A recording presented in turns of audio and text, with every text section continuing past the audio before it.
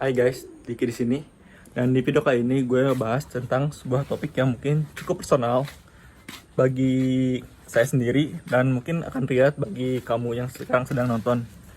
Yaitu adalah kenapa orang lain bisa kaya dan saya tidak gitu.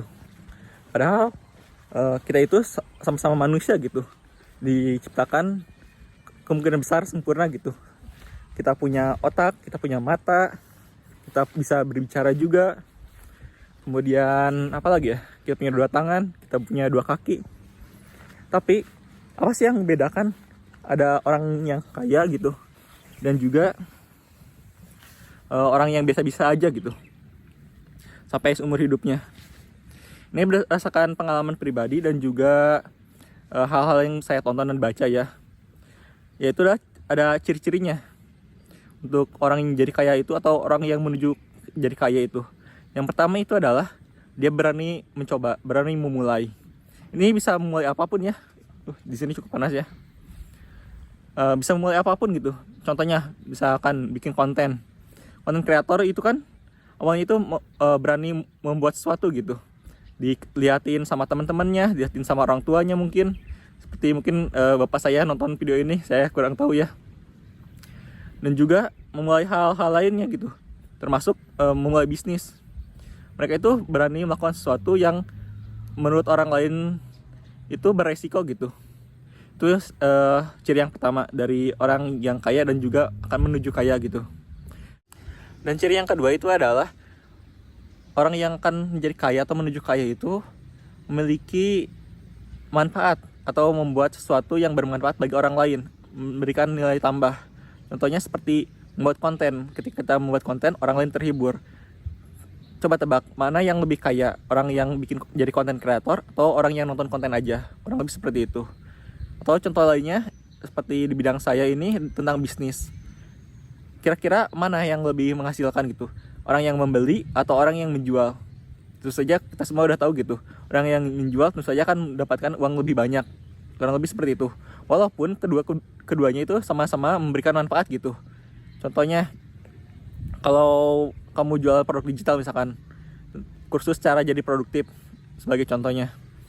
Ketika kamu jual kursus cara jadi produktif, itu artinya kamu itu memberi nilai gitu bagi orang yang membelinya. Si customer yang membelinya itu memiliki manfaat atau mendapatkan nilai dengan cara menjadi lebih produktif dengan video kursusnya.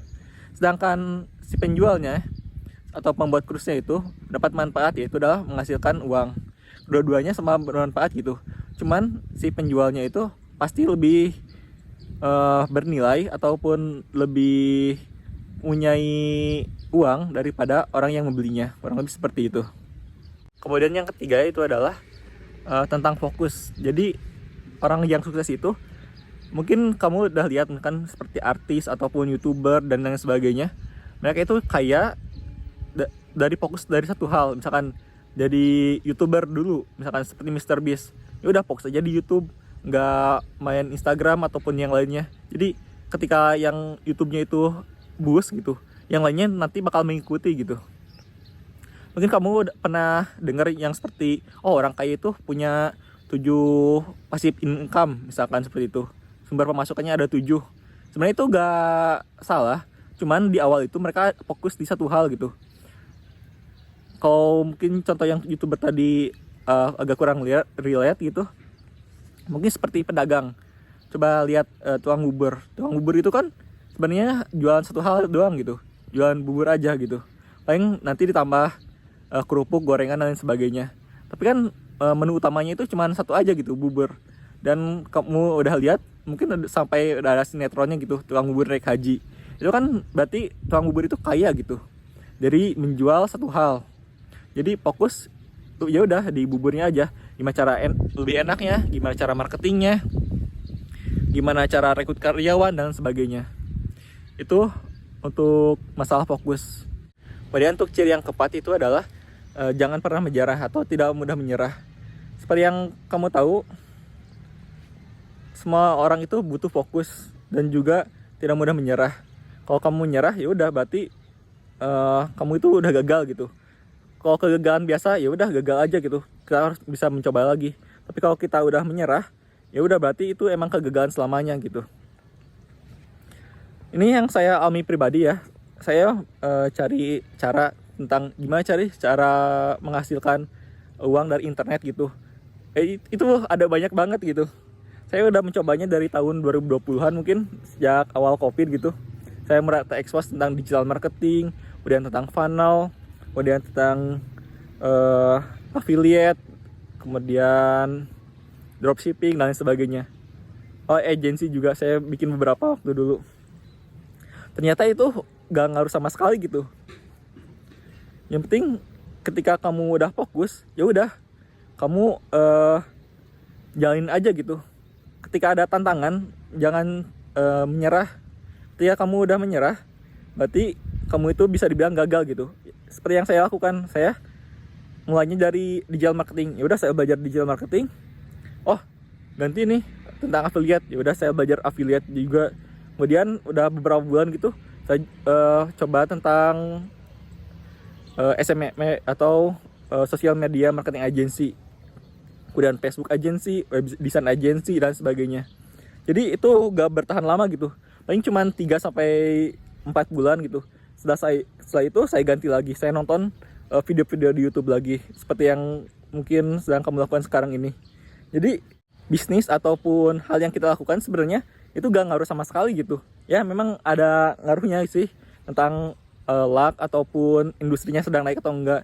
Tapi untuk mendapatkan hasil yang lumayan gitu, sebenarnya itu gak masalah sama sekali gitu. Misalkan tadi yang contoh yang penjual, kamu mau jual bubur, kamu mau jual nasi padang, ataupun kamu mau jual rujak, selama marketnya ada gitu, kemudian kamu bisa mendeliver produk tersebut dengan baik, customernya suka, ya udah gitu, kamu akan berhasil gitu. Tapi kalau kamu menyerah, misalkan seperti yang tadi contoh yang tadi, kamu jualan, terus kamu jualan bubur, oh bubur ini kurang rame nih, kamu jualan batagor, kemudian kamu jualan rujak dan lain sebagainya. Sebenarnya bukan masalah di itunya, di apa sih namanya itu, produknya. Kemungkinan besar kamu itu masalah di marketingnya, mungkin tempatnya kurang rame ataupun cuacanya kurang pas dan sebagainya. Kamu harus tahu dulu dan jangan menyerah gitu. Jadi kalau di funnel itu, kalau kamu belajar funnel, mungkin nanti saya akan jelaskan lagi.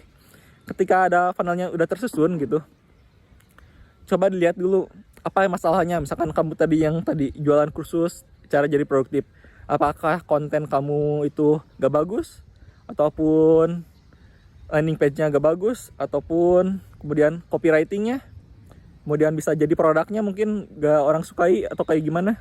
Itu kamu harus pelajari satu-satu gitu, gak langsung sekali bikin langsung jadi. Kemungkinan besar gak kayak gitu, kecuali kalau kamu udah expert, kamu udah biasa, misalkan di industri yang kamu tekuni, kemudian pindah ke industri yang lain, kurang lebih bakal sama gitu. Pertama kamu bikin produknya dulu, ataupun riset market gitu. Ketika udah beres, kamu teliti itu funnelnya itu, apakah gara-gara kontennya, apakah gara-gara dari iklannya, dan sebagainya. Ini cukup lama, jadi kalau bisa kamu gak menyerah gitu. Terserah kamu mau tentang bisnis apa gitu. Dari saya sendiri, saya belajar tentang solopreneur. Kalau kamu mau cek free PDF-nya, kamu bisa cek aja di deskripsi. Jadi sebisa mungkin ketika kamu udah decide untuk melakukan sesuatu, jangan menyerah gitu. Selanjutnya, ini step terakhir yang mungkin bisa dibilang salah satu yang cukup penting juga, yaitu adalah menerima kesalahan secara pribadi. Ini untuk apapun itu ya. Contohnya yang tadi, misalkan apa ya, kamu mau jadi YouTuber seperti yang saya lakukan ini. Ya udah, kamu bikin konten aja. Kemudian kalau rame, kamu lanjutkan. Kalau nggak rame, ya udah, kamu terima. Apa sih hal yang bisa kamu terima secara pribadi? Kesalahan yang bisa kamu terima secara pribadi gitu? Apakah gara-gara thumbnailnya nggak bagus, atau title-nya, atau topiknya, mungkin editingnya atau kayak gimana? Itu kamu harus coba terus-terusan gitu. Jadi ada iterasinya, kurang lebih seperti itu. Ketika kamu menerima kesalahan secara pribadi, ya udah, kamu akan bertanya, oh apa sih yang kurang? Oh mungkin thumbnailnya kurang bagus nih, kamu coba-coba yang lain. Atau titelnya atau judulnya gitu gak bagus, kamu coba ganti-ganti judulnya yang menarik gitu. Kurang lebih seperti itu sih. Dan ini berlaku untuk semua hal ya. Jadi kita itu ketika menerima kesalahan secara pribadi, kita bakalan evaluasi. Kita akan bertanya, apa masalahnya di mana? Apa masalah yang terjadi di sini? Apa salah yang kita lakukan? Jadi kita bisa memperbaiki diri. Kalau kamu menyalahkan orang lain gitu, kamu gak bisa memperbaiki diri. Jadi ketika kamu bikin video seperti yang saya lakukan sekarang ini, kemudian hasilnya kurang bagus, kamu akan menyalahkan hal-hal di luar diri kamu sendiri.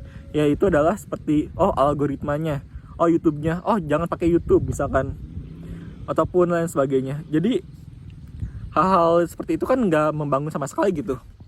Bukannya introspeksi diri, tapi kita menyalahkan orang lain ataupun hal-hal di luar sana.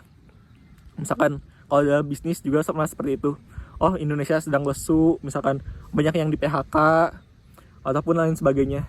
Ya benar sih, kenyataannya memang seperti itu. Cuman kita harus berkaca pada diri sendiri gitu. Kalaupun misalkan dolar sedang naik, misalkan sekarang ini dolar sedang naik, ya udah, kita emang terdampak. Tapi apa yang harus kita lakukan? Misalkan yang tadi, kita bisa bikin bisnis yang lebih baik, ataupun kita gara-gara salah kita gara belajar investasi atau lain sebagainya. Jadi ciri-ciri yang kelima ini adalah kita harus menerima kesalahan secara pribadi agar kita bisa memperbaiki kesalahan tersebut gitu. Oke, mungkin cukup sekian untuk video ini. Sekarang mungkin kamu lihat berjalan-jalan di sawah. Ini sebenarnya rumah lama saya sekarang belum dihuni lagi karena saya sama keluarga sedang ngontrak lagi. Ya mungkin cukup sekian. Sampai jumpa.